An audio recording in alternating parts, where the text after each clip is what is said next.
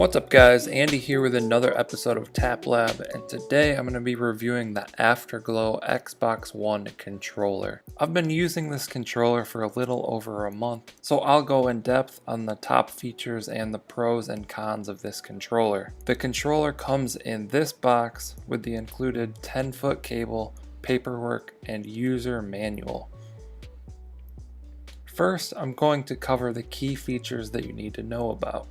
This controller is $39.99, which is cheaper than a standard Xbox One controller, and it's pretty jam-packed with features for such a cheap price point. It is a wired controller that doesn't require batteries.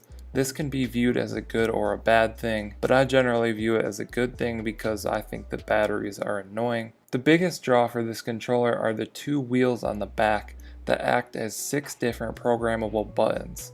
The wheels can be scrolled either way or pressed in. This is useful for competitive gamers so they don't need to take their thumb off of the right joystick to press A, B, X, or Y. The wheels are also placed well on the controller. This is very important so that you can maintain a good grip and reach the wheels without accidentally pressing them or gripping onto them. To program the buttons, simply double tap the center button on the back of the controller, then tap the button you want to program. The light on the front of the controller will start blinking, and then press the button that you want it to act as, and you are good to go. Then repeat this for the other 5 buttons. The controller also has prismatic LED lighting. It's simply a light that goes around the edge of the controller. To change the light, simply press the center button on the back of the controller, and then you can move the left joystick left or right to change the brightness, and the right joystick left or right to change the color. And then simply tap the button on the back of the controller again to lock your choices into place.